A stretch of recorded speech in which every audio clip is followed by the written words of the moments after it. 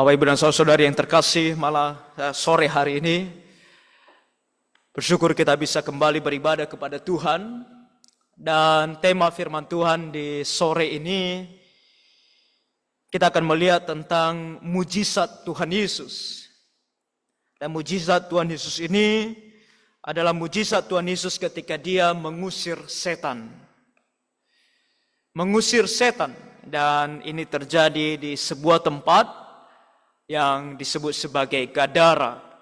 Nah, tadi sudah dibacakan kepada kita Matius pasal 8 ayat 28 sampai 34, di mana kisah tentang Tuhan Yesus mengusir setan ini dituliskan bagi kita.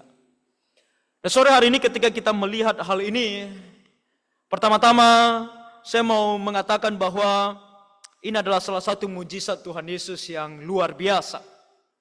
Dituliskan kepada kita dalam Matius pasal 8, dan dalam kronologi kisah Tuhan Yesus melakukan 3 mujizat. Mujizat yang pertama bisa kita lihat dalam pasal 8 ini juga, ayat 1 sampai 17. Ketika Tuhan Yesus melakukan mujizat menyembuhkan penyakit.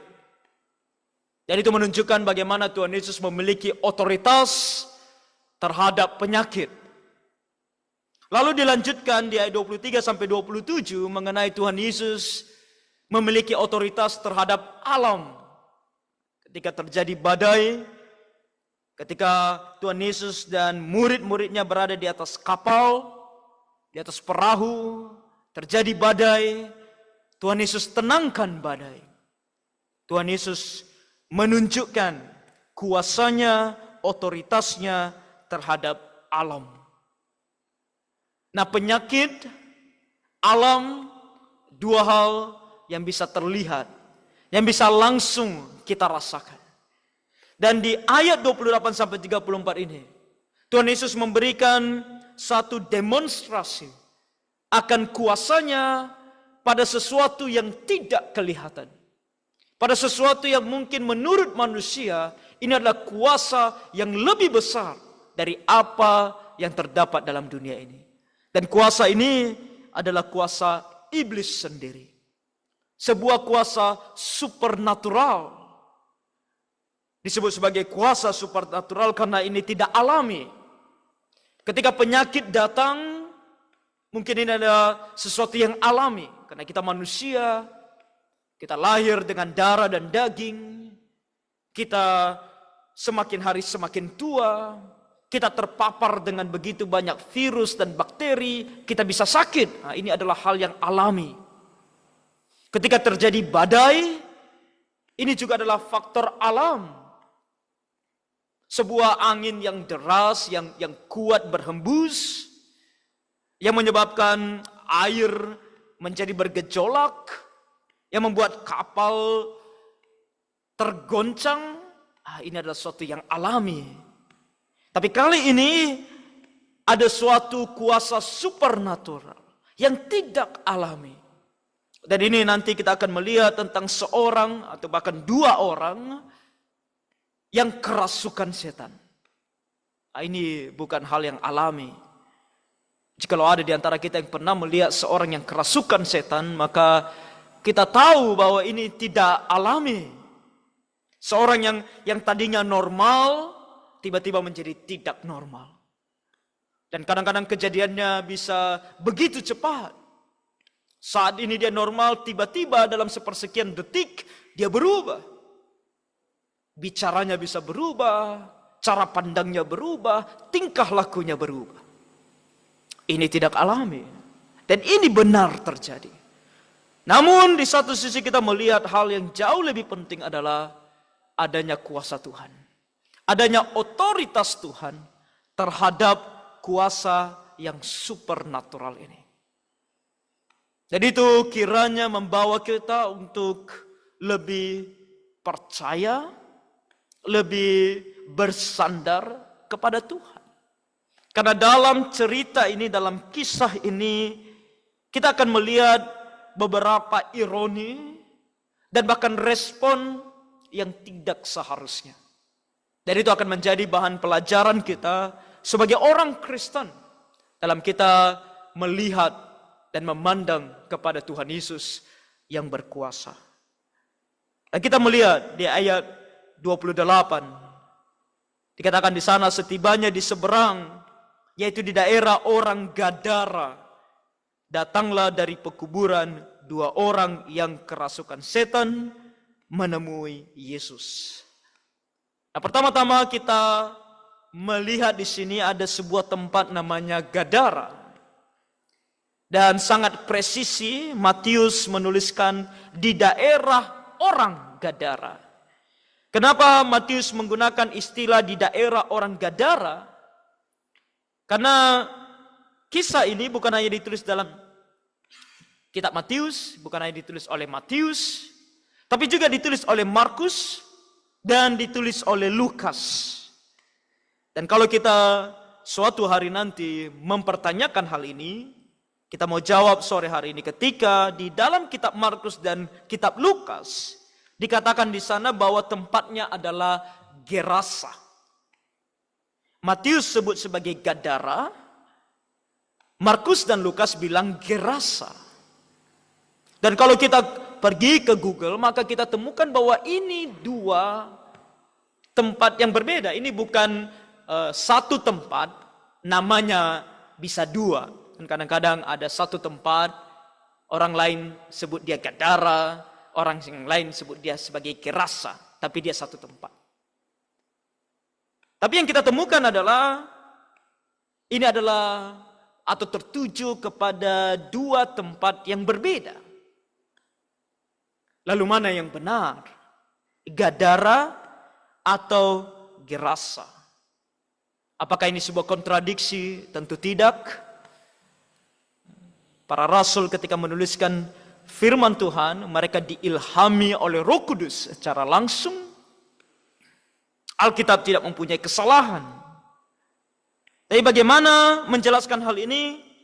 Sangat sederhana.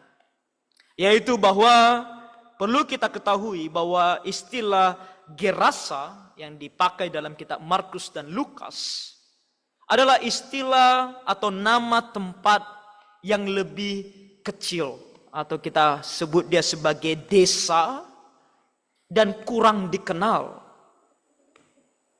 Jadi kalau Matius menulis Gerasa, dia merasa bahwa pembacanya tidak akan ngerti di mana tempat itu. Karena hanya sedikit orang yang mengenal atau tahu daerah Gerasa. Maka dia menulis di sini Gadara. Nah, Gadara itu adalah tempat yang lebih luas. Spesifiknya Gerasa, kejadian ini terjadi di Gerasa, tapi Gerasa ini berada dalam bagian dari Gadara. Matius, kita tahu siapa Matius. Dia adalah seorang pemungut cukai. Dan sebagai pemungut cukai, orang yang teliti, orang yang mau spesifik, dia mau pembacanya mengerti betul di mana daerah ini berada. Makanya daripada dia tulis Gerasa, dia lebih suka menulis sebagai Gadara.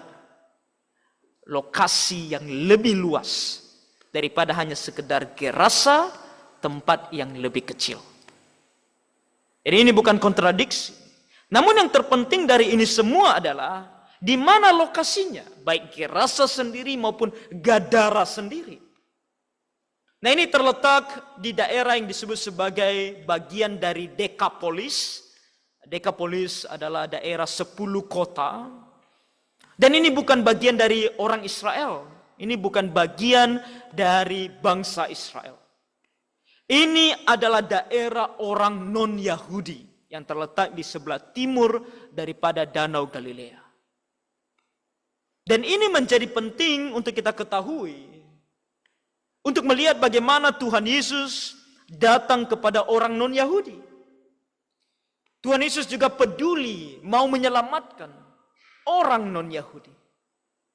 Dan ini juga menjelaskan kepada kita kenapa di sana terdapat kawanan babi. Orang Yahudi tidak pelihara babi, karena babi bagi orang Yahudi itu najis. Kenapa banyak kawanan babi? Karena ini ada di daerah non-Yahudi. Ini adalah hal yang ditunjukkan kepada kita.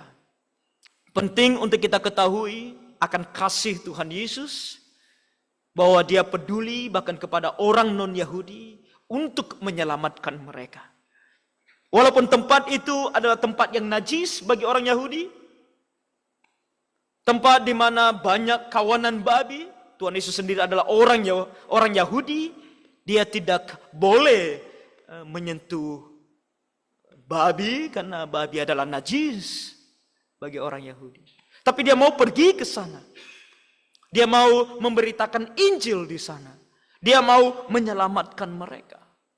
Kasih Tuhan Yesus yang begitu besar ini, ketika dia sampai di sana, dia langsung ditemui oleh 2 orang. Datanglah dari pekuburan 2 orang yang kerasukan setan menemui Yesus. Mereka sangat berbahaya sehingga tidak seorang pun yang berani melalui jalan itu. Di sini kita menemukan tentang kondisi rusaknya atau hancurnya manusia yang dikuasai oleh iblis.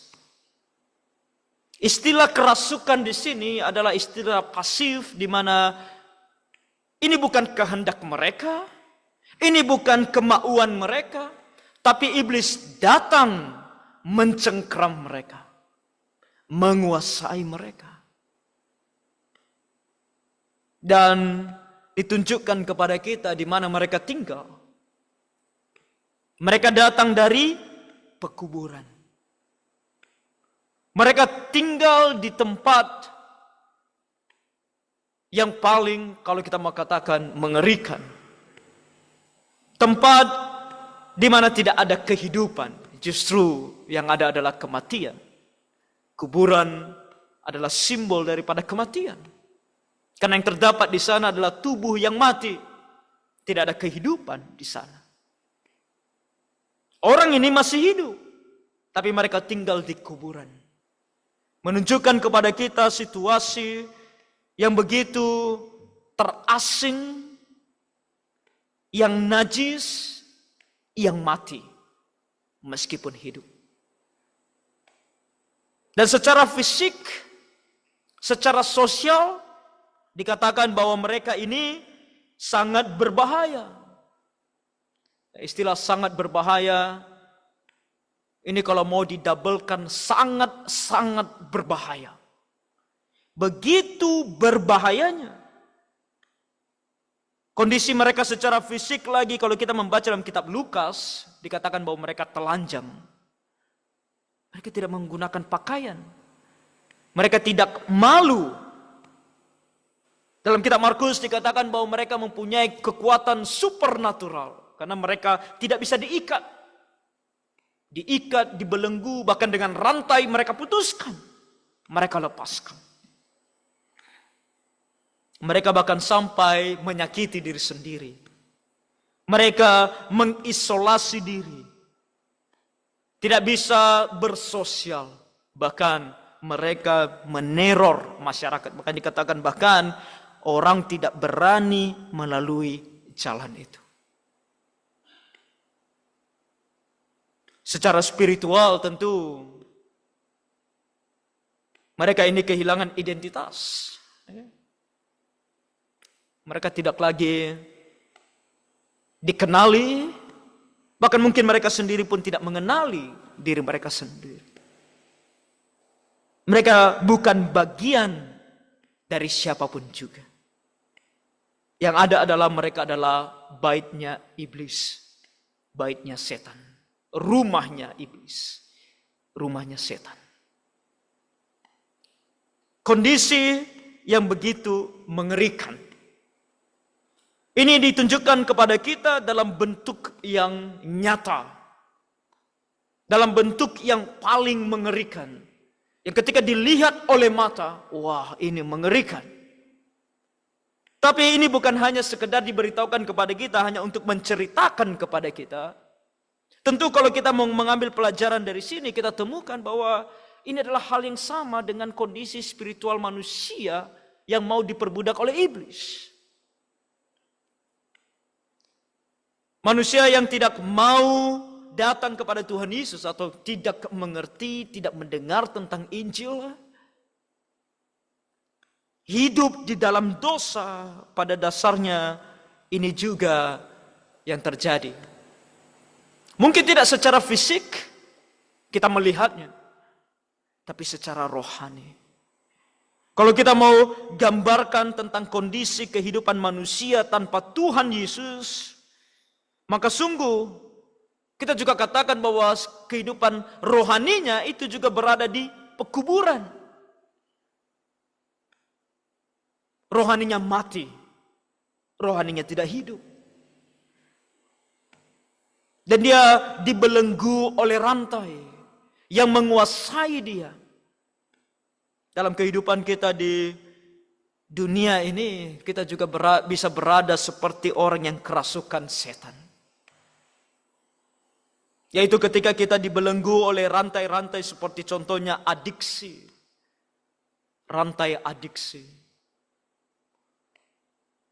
Di mana kita dibelenggu.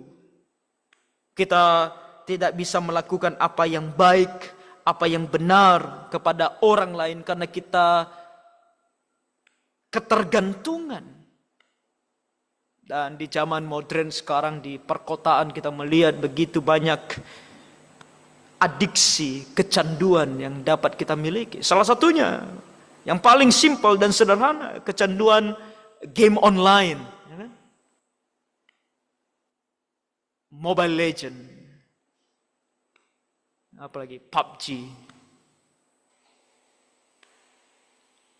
Ini juga bisa membuat kita seperti orang kerasukan setan. Banyak sekali anak-anak muda, berkumpul, main game online. Ketika orang tua datang, orang tua panggil, mereka bentak orang tuanya. Dalam dunia yang sudah menikah juga sama. Banyak kaum wanita, khususnya para istri, merasa terganggu ketika suami-suami justru sibuk bermain game online. Ketika dipanggil oleh istri, istri butuh bantuan, suami bentak. Seperti kerasukan. Media sosial adalah kecanduan yang bisa membuat kita juga seperti kerasukan setan.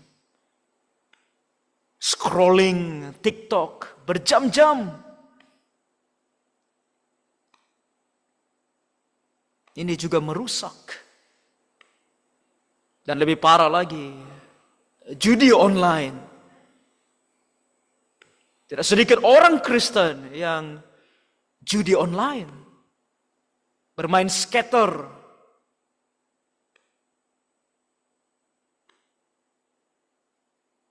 Merusak keluarga. Menghabiskan uang. Banyak kasus orang bunuh diri karena setelah judol ada pinjol. Ada judi online, ada pinjaman online. Kita habis di judi online, datang tawaran pinjaman online. Mudah, tanpa cek BI, tanpa anggunan, modal KTP, 5 menit cair. 0% bunga di awal. Tapi mereka bilang di awalnya. Untuk menggait. Dan begitu banyak kasus. Bahkan orang Kristen terikat oleh ini semua. Seperti seolah berada di kuburan. Tak bisa lepas. Dan akhirnya begitu banyak kasus bunuh diri. Memilih bunuh diri. Dan rantai lain yang mengikat kita mungkin adalah rantai gengsi. Selain kecanduan, kita juga gengsi. Di Batam secara khusus, Kemarin saya terkejut ketika mendengar bahwa di Batam ternyata ada yang namanya sewa iPhone. Sewa iPhone. Ketika ditanya sama yang tukang sewa iPhone, siapa yang paling banyak sewa? Anak sekolah. Anak sekolah. Mungkin ketika mereka berkumpul atau mungkin pergi sekolah bahkan. Sewa iPhone. Demi apa? Demi gengsi. Banyak pekerja buruh di PT. Gaji 5 juta. Keluar iPhone, keluaran baru. 16 juta, 17 juta. Rela beli. Gaji 1 bulan 5 juta. Beli iPhone 16 juta. 17 juta, bahkan ada yang 20-an juta. Terikat oleh gengsi. Mengakibatkan kehancuran. Dan ini menjadikan begitu banyak orang menjadi ganas. Menjadi ganas. Dalam mereka bekerja, berbisnis, mereka menjadi ganas. Mereka tidak peduli dengan orang lain lagi. Yang penting untung. Untung, untung, dan untung.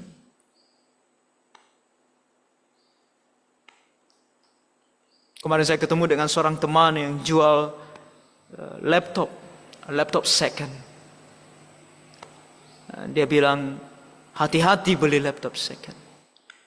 Karena mereka jual laptop second murah. Murah.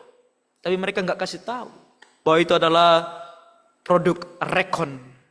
Tahu Recon.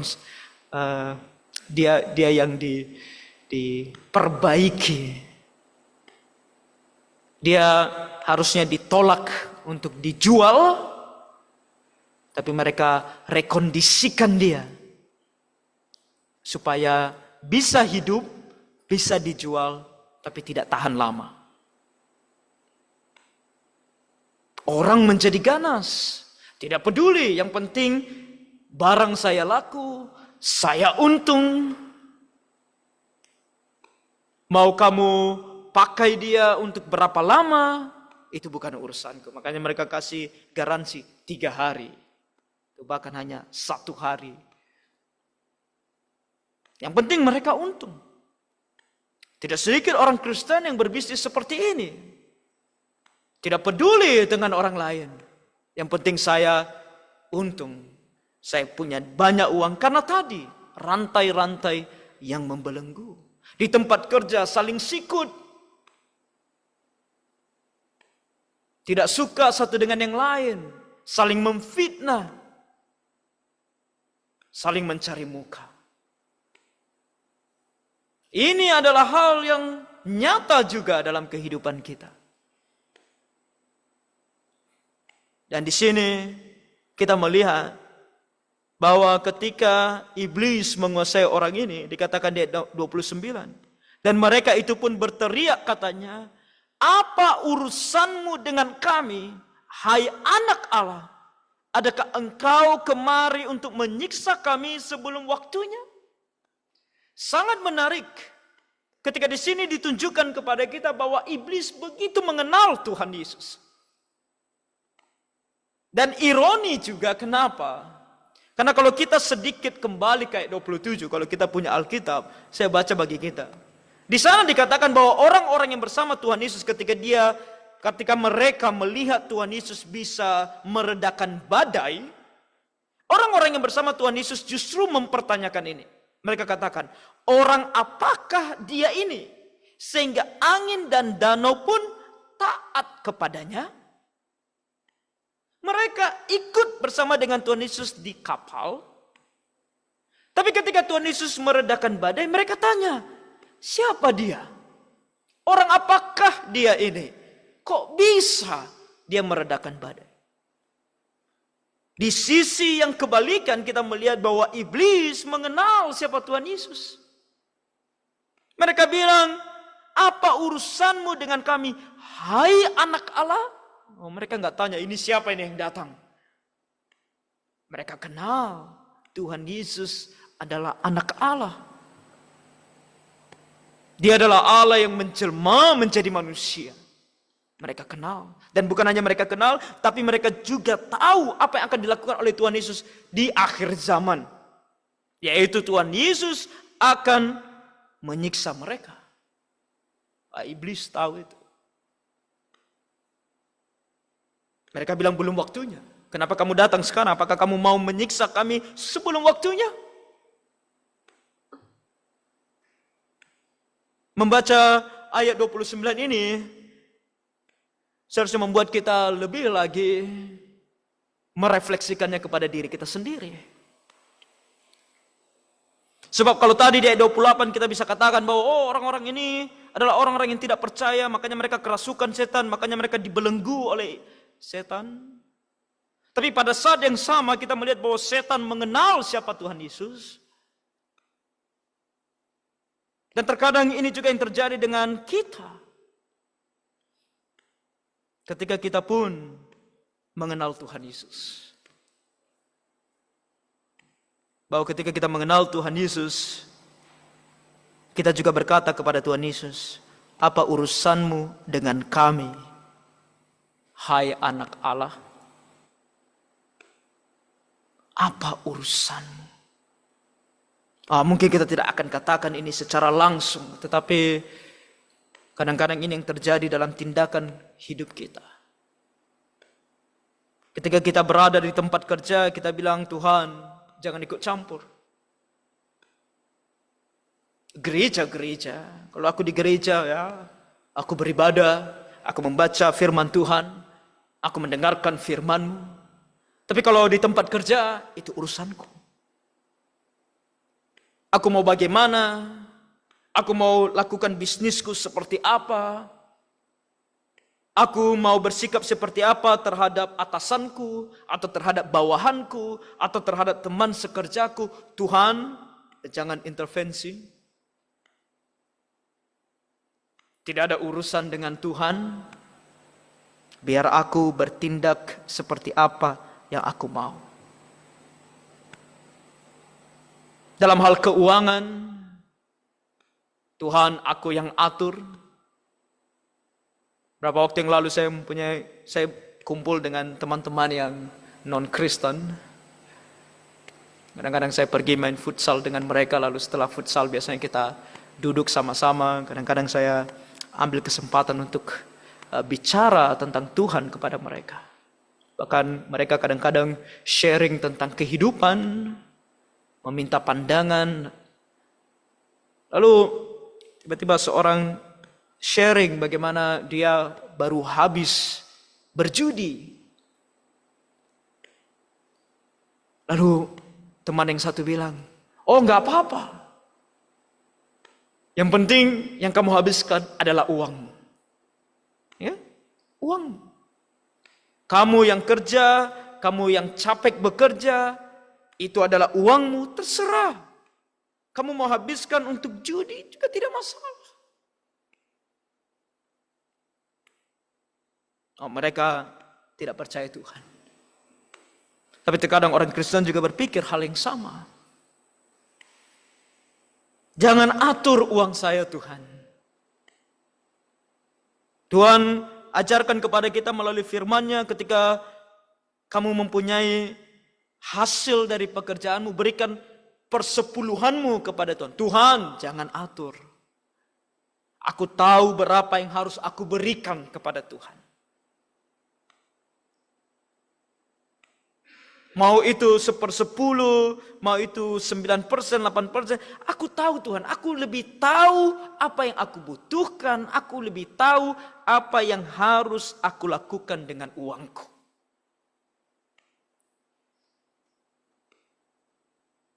Dan begitu juga dalam hal-hal yang lebih privasi, hubungan kita antara satu dengan yang lain. Kita juga bilang kepada Tuhan, Tuhan, tolong jangan sentuh area privasiku ini. Mau aku seperti apa terhadap istriku, atau istri seperti apa dia kepada suaminya. Mau bagaimana aku mendidik anak-anakku. Tuhan, aku lebih tahu. Itu yang terjadi dengan dunia saat ini. Ketika kita dikenyangkan oleh dunia-dunia ajaran-ajaran psikologi, bagaimana kita seharusnya terhadap istri, bagaimana kita seharusnya terhadap suami, bagaimana kita terhadap anak-anak, bagaimana anak-anak terhadap orang tua. Kita lebih memilih untuk melihat apa kata psikolog daripada apa kata firman Tuhan. Dan kita bilang, Tuhan kamu nggak tahu. Ini zaman sudah berbeda. Kitab Amsal ditulis, berapa ribu tahun yang lalu. Itu zaman Salomo, zaman kuno. Sekarang modern, teknologi canggih. Dulu tidak ada Facebook, tidak ada Instagram, tidak ada TikTok. Sekarang ada. Berbeda Tuhan. Kadang-kadang ini juga yang menyebabkan di gereja pun ketika kita buka seminar orang tua, siapa yang datang? Tapi kalau psikolog dengan segala titelnya, PhD, psikologi, buka seminar, banyak orang datang. Bayar sekalipun, mereka bayar. Parenting katanya. Tapi kalau orang Kristen, gereja buka, pendeta mau ajar apa kata firman Tuhan, berapa banyak orang yang mau datang? Gratis lagi. Sedikit yang datang. Kenapa? Karena ini. Bilang kepada Tuhan, apa urusanmu dengan kami? Biarlah kita jangan melakukan hal yang sama. Lebih lagi ketika orang bilang, belum waktunya. Banyak orang Kristen bahkan mengatakan, urusan dengan Tuhan nanti saja. Ketika aku sudah mati. Kemarin saya pergi penginjilan, ketemu dengan seorang. Ketika saya kasih dia undangan, dia bilang sama saya, "Ups, saya agnostik." Lalu saya bilang, "Gak apa-apa, kamu terima saja undangan ini. Kalau kamu datanglah beribadah." Dia orang Kristen pada dasarnya, tapi lalu dia menjadi agnostik. Saya tidak tahu kenapa. Lalu saya bilang sama dia, datang, belajar supaya kamu tidak jadi agnostik. Supaya kamu menjadi orang yang tahu, karena agnostik artinya tidak tahu. Jadi kamu akan menjadi tahu kalau kamu datang dan belajar. Dia bilang, yang saya inginkan sekarang adalah Indonesia damai, urusan dengan Tuhan nanti saja. Sama seperti iblis di sini. Penghakiman itu nanti. Siksa kami nanti. Sekarang jangan urus. Ini adalah satu hal yang harus kita renungkan dalam hidup kita. Apakah kita mau Tuhan ikut campur dalam kehidupan kita. Dan bukan hanya sekedar ikut campur, tapi berotoritas dalam hidup kita. Jangan sampai kita berada dalam posisi dua ini. Baik itu yang kerasukan maupun yang merasuki. Dan kita melihat bagaimana Tuhan berkuasa. Dikatakan di ayat 30, mulai dari ayat 30. Tidak jauh dari mereka itu sejumlah besar babi sedang mencari makan. Maka setan-setan itu meminta kepadanya, katanya, jika engkau mengusir kami, suruhlah kami pindah ke dalam kawanan babi itu. Yesus berkata kepada mereka, pergilah. Lalu keluarlah mereka dan masuk ke dalam babi-babi itu. Maka terjunlah seluruh kawanan babi itu dari tepi jurang ke dalam danau dan mati di dalam air. Di samping ada orang yang kerasukan, kuasa iblis yang tidak mau diintervensi oleh Tuhan. Tapi Tuhan Yesus tetap adalah Allah yang berkuasa. Sesaat setelah si iblis atau si setan mengatakan kepada Tuhan, jangan ganggu kami, apa urusanmu dengan kami. Tapi mereka juga sadar satu hal. Mereka tidak bisa hentikan Tuhan Yesus. Karena Tuhan Yesus adalah Tuhan. Dia adalah anak Allah. Tidak ada seorang pun yang bisa menghentikan dia. Oleh karena itu mereka memohon, kalaupun engkau mengusir kami, suruhlah kami pindah ke dalam kawanan babi itu. Berapa banyak mereka? Kalau kita membaca dalam Markus dan Lukas, kita temukan ternyata yang merasuki kedua orang ini disebut sebagai legion. Dan legion artinya sekitar 4.200 sampai 6.000 prajurit Romawi. Jumlah yang sangat besar dari roh-roh jahat masuk ke dalam dua orang ini. Kita ambil nilai yang paling besar, 6.000 roh jahat. 6.000 roh jahat masuk ke dalam dua orang ini. Dan kita melihat tentang kawanan babi. Ada 2.000 kalau kita melihat dalam Injil Markus. Dalam Injil Matius tidak disebutkan berapa banyak babi ini, disebut sebagai kawanan babi. Dalam Injil Markus disebut ada 2.000 babi. 2.000 ekor babi, sekitar 2.000. Kuasa Tuhan Yesus ketika si iblis atau roh-roh jahat ini berkata, pindahkan kami kepada kawanan babi yang banyak itu, yang ada 2.000 ekor itu kira-kira. Tuhan Yesus bilang, pergilah. Tuhan Yesus tidak perlu melakukan ritual-ritual. Dia tidak perlu untuk berdoa banyak-banyak. Dia hanya bilang, pergilah, satu kata saja. Mereka semua pergi. Mereka semua keluar dari dua orang ini. Sebesar apapun belenggu itu, kuasa daripada iblis itu, Bapak, Ibu, dan Saudari, kuasa Tuhan Yesus jauh lebih besar. Tidak ada namanya kalau kita katakan, aku tidak bisa berubah. Tidak ada namanya dikatakan bahwa aku tidak bisa bertobat. Kalau kita mau datang kepada Tuhan Yesus, maka Dia bisa melepaskan kita dari belenggu apapun itu. Maka segala hal yang tadi kita bicarakan dari awal, tentang bagaimana kehidupan orang dalam dunia saat ini, bahkan kehidupan orang Kristen yang dibelenggu oleh begitu banyak dosa dan membuat mereka tidak mau peduli dengan Tuhan dalam kehidupan sehari-hari. Kita bisa lepas dari ini semua. Kita bisa menjadi anak-anak Allah yang mengasihi Dia. Makanya dalam Yohanes dikatakan ketika Tuhan Yesus datang ke dalam dunia, Dia memberikan kuasa untuk menjadi anak-anaknya. Kepada setiap orang yang percaya, Tuhan berikan kuasa untuk menjadi anak-anaknya. Tidak ada hal dalam dunia ini yang tidak dapat kita lepaskan di dalam Tuhan Yesus. Tuhan Yesus adalah Allah yang maha kuasa. Dia bisa tolong kita lepas dari belenggu dosa apapun. Dan ini dibuktikan kembali bahwa Dia mau melakukannya bagi kita dengan Dia mengirimkan legion ini atau roh jahat ini kepada 2.000 babi. Mungkin kita bertanya, kenapa Tuhan Yesus izinkan? Bukankah babi-babi itu berharga? Oh, mereka memang berharga. 2.000 babi. Kalau kita mau hitung nilainya, itu adalah nilai yang sangat besar.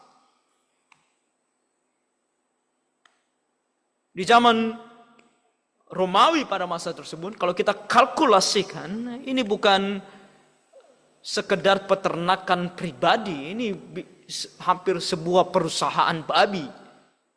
Karena untuk satu orang memiliki 2.000 babi, itu sama artinya dia bekerja sekitar 162 tahun. Begitu banyaknya uangnya kalau dia kerja sebagai buruh. Jadi ini sebuah perusahaan besar, 2.000 babi. Dan kalau kita hitung sekarang nilainya mungkin, taruhlah satu babi berapa? 5 juta? Lebih? Kita ambil saja 5 juta saja. Kali 2000 babi sudah 10 miliar.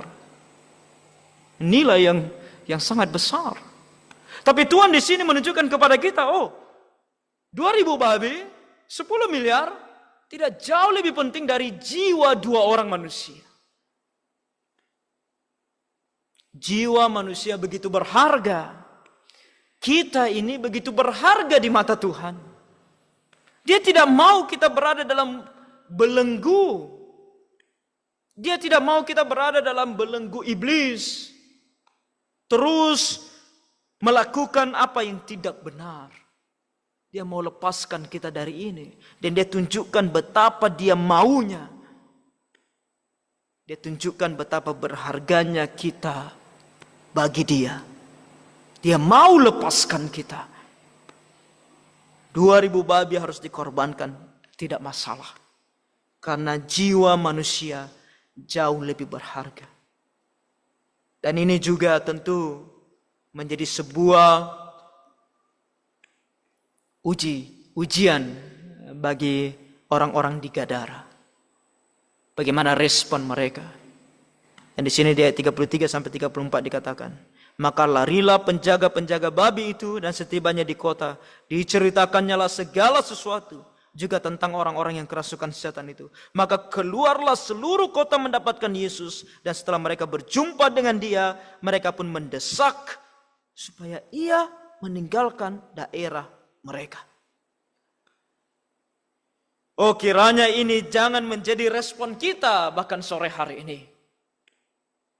Ketika kita mendengar bahwa orang kerasukan setan begitu dikuasai oleh iblis. Lalu ada iblis di satu sisi yang tidak mau peduli dengan Tuhan. Dan kita coba perhatikan dalam kehidupan kita sebagai orang Kristen. Apa hal-hal yang juga bisa membelenggu kita? Apa hal-hal yang bisa membuat kita sama seperti mereka ini? Dan kemudian kita melihat bagaimana kuasa Tuhan Yesus untuk menyelamatkan. Kuasa Tuhan Yesus untuk membebaskan. Tapi kiranya jangan respon kita seperti orang Gadara. Karena orang Gadara lebih cinta kepada babi-babi itu daripada kepada Tuhan Yesus. Mereka lebih mau ditinggalkan oleh Tuhan Yesus dan tetap menikmati kehidupan mereka berdosa daripada mengundang Tuhan Yesus masuk dan bertobat dari dosa mereka. Gaya hidup yang berdosa terkadang begitu nikmat dan nyaman. Banyak kaum pria katakan bahwa games adalah tempat kami untuk relax. Begitu nyaman. Judi online, kalau kami tidak lakukan, ada yang kurang. Kalau kami tidak merokok, kalau kami tidak mabuk, ada yang kurang. Begitu nyaman. Uang yang begitu banyak yang dihasilkan dengan cara yang salah, begitu nikmat. Gimana mau melepaskan ini? Kalau aku sekarang hidup jujur, kalau aku sekarang melepaskan diri dari dosa-dosa ini, maka kurang nikmat. Kurang rasanya. Tuhan Yesus bilang, ini adalah respon orang Gadara, respon yang sangat mengerikan. Mereka lebih rela hidup tanpa Tuhan Yesus daripada hidup bersama dengan Tuhan Yesus. Ini adalah sebuah pelajaran yang berharga bagi kita sore ini. Di dalam Tuhan Yesus tidak ada yang tidak bisa kita lepaskan. Segala belenggu iblis melalui godaan-godaannya bisa kita lepaskan. Kita bisa hidup sebagai anak-anaknya. Maka terimalah, jangan seperti orang Gadara, tapi biarlah kita menjadi orang yang menerima Tuhan Yesus untuk hidup di dalam kita. berotoritas dalam hidup kita. Dan ini adalah pengakuan orang Kristen yang sesungguhnya. Ada satu pengakuan namanya Katekismus Heidelberg. Dan dalam poin yang pertama, panjang, saya bacakan bagian ini saja. Yaitu, dengan darahnya yang tak ternilai harganya, ia telah melunasi seluruh hutang dosaku dan melepaskan saya dari segala kuasa iblis.